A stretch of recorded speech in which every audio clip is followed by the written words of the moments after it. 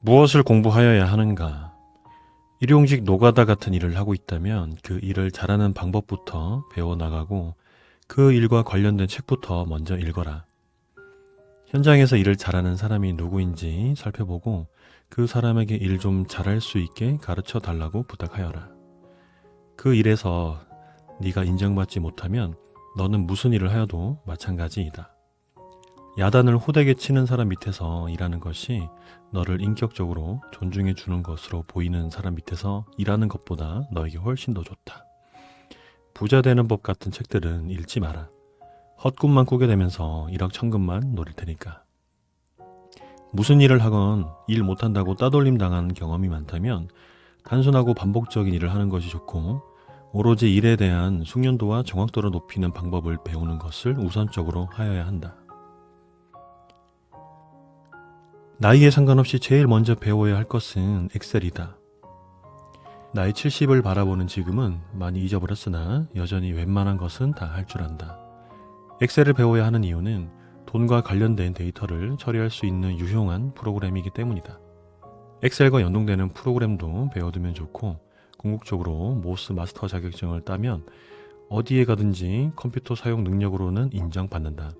모든 함수를 외워야 할 필요는 없고 나중에 일을 할 때 이런 걸 처리할 수 있는 함수가 있었는데 그게 뭐였더라 하는 단계에서 그 함수를 찾아서 적용할 수 있는 수준 정도면 충분하다고 본다. 그 다음에는 다른 어떤 외국어보다도 먼저 영어 공부를 하여야 하는데 어중간한 실력이면 실전에서 사용할 기회가 많이 주어지지 않을 것이다. 예를 들어 토익 700점 직원과 토익 900점 직원이 있을 때 영어 사용 기회는 900점 직원에게 집중적으로 주어지고 그러면서 그 직원의 실력은 계속 증가하게 되지만 700점 직원의 경우에는 900점 직원이 휴가나 병가 등의 이유로 자리를 장시간 비울 때 비로소 기회가 주어지게 되는데 당연히 900점 직원보다는 그 능력이 열등하기에 이 직원은 안 되겠어 라고 찍히기 마련이다.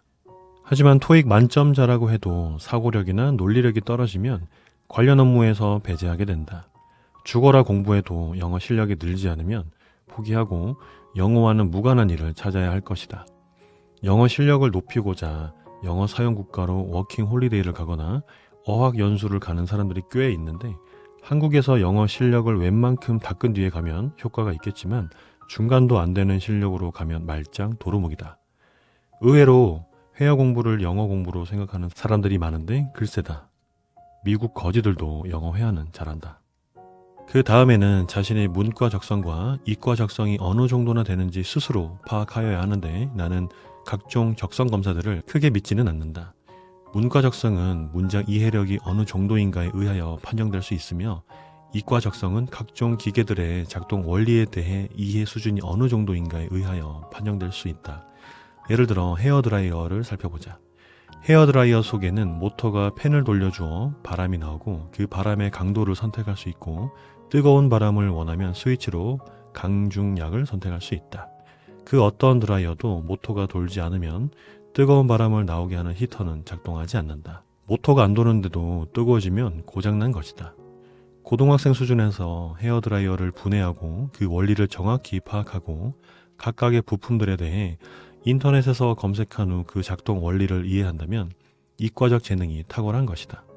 물론 이때 모터가 돌아가는 원리도 정확히 알아야 한다. 이과적성을 키우려면 초중생 때부터 각종 과학 키트들의 조립을 좋아했어야 한다. 레고 조립을 잘한다거나 공룡들의 이름을 모두 알고 있다거나 같은 것은 별로 도움이 안 된다. 공대 전자과나 전기과를 나온다고 해서 이과 적성, 적합성이 저절로 올라가는 것은 정말 전혀 아니다. 수많은 공대 졸업자들이 겉보기에는 전문가 같지만 암기 지식의 보유자들이기에 실제 현장에서 맥을 못 추는 경우가 많다. 당신이 공대 졸업자라면 헤어드라이어를 분해하고 얼마나 정확히 아는지 스스로 판단하여 봐라. 10중 8구 대충 아는 정도일 것이다. 이과 출신자들의 대충 아는 지식은 실전에서 전혀 쓸모가 없다. 고교 시절에 배우는 논술은 과목과 분야를 막론하고 논리력을 키우는 것이기에 중요하지만 가장 중요한 논술은 인문계 논술이며 자연계 논술이나 수학 논술은 적어도 내 눈에는 영재뽑기 문제들 같이 보인다. 당신이 20대 이상이고 문과적 재능이 있는지 없는지 스스로 판단할 수 있는 문제는 공무원하고의 다툼은 판례 해석 다투입니다. 당신이 판결문에 나오는 공유물 분할에 대한 원칙들을 최대 2시간 내에 혼자 힘으로 아주 확실히 이해하고 어째서 원심 판결을 대법원에서 파기하였는지도 이해한다면 당신은 문과적 소질이 많은 것이다.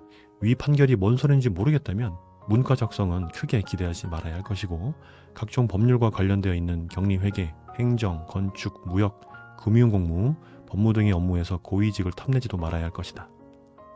이제 다시 무엇을 배워야 할까를 생각하여 보자. 우선은 강 건너 쪽에서는 발생하는 일들보다는 당신 주변에서 일어나는 모든 것들 중 당신이 모르는 것들에 대해 공부하면서 학습 능력을 길러야 한다. 학습 능력이 있다는 것은 전혀 모르던 새로운 것을 배우고 이해할 수 있다는 뜻이며 그 능력은 학교에서 배우는 것으로 끝나는 것이 전혀 아니고 살아가면서 주변에서 일어나는 일들을 통해 스스로 키워나가야 한다. 예를 들어 수도꼭지가 고장났을 때, 하수구가 막혔을 때, 화장실 환풍기가 고장났을 때, 생각지도 않았던 세금 고지서가 나왔을 때, 소송을 하여야 하는 일이 발생했을 때, 어떤 계약을 하여야 할 때, 그때마다 배워야 한다. 인터넷을 통해 얼마든지 배울 수 있는 세상 아닌가. 나는 나 자신의 학습 능력을 키우고자 별의별 짓을 다 하며 살아왔다. 예를 하나 들어보겠다. 나는 한강변에 건물이 하나 있는데 바로 앞에 강변북로와 철도와 일반 도로가 나란히 놓여 있다. 도로가 많다는 것은 교통 소음이 아주 심하다는 뜻이다. 한강변이므로 유리를 전면에 많이 배치하여야 하는데 밖에서 소음 측정을 하여 보니 종종 80dB이 넘었다. 바로 옆 고급 빌라는 수입산 3중 유리를 사용하였으나 실내에서 낮에 48dB이 나왔고 좀 시끄러웠다. 이 문제를 해결하고자 열심히 구글링을 하였고 소음 차단 관련 논문이 영국에 압도적으로 많음을 알았다. 마차가 다니던 길에 자동차가 다니면서 소음이 커졌으나 영국인들은 건물을 새로 짓는 대신 옛날 건물을 그대로 사용하면서 소음을 줄이는 방법을 모색하기 때문이다. 나는 200파운드 정도를 주고 논문 자료 하나를 구입한 후 열심히 공부하였고 거기서 나오는 내용들을 근거로 창문 프레임을 설계하여 발주하고 유리도 어떻게 설치하여야 하는지도 알려주었다. 20여 년이 지난 지금도 실내에서 들리는 소음은 컴퓨터 펜 소리 정도 들리는 40dB 이하이며 설치 당시에는 한국 유리에 관련 자료도 넘겨주었다. 이런 게 학습 능력이다. 학습 능력이 있으면 어떤 문제가 발생하여도 스트레스를 받는 대신 해결책을 적극적으로 모색하면서 엑시터시도 느끼고 도파민도 솟아난다는 것을 나는 안다. 대다수의 사람들은 이런 경우 창호회사나 유리회사에서 소음 방지 전문가를 찾으려고 할 텐데 나는 왜 고생을 사서 했을까? 기본적으로 나는 이른바 전문가라는 사람들의 경험적 지식은 존중하지만 그들이 경험한 적 없는 새로운 사례에 대한 해결 능력은 신뢰하지 않기 때문이다.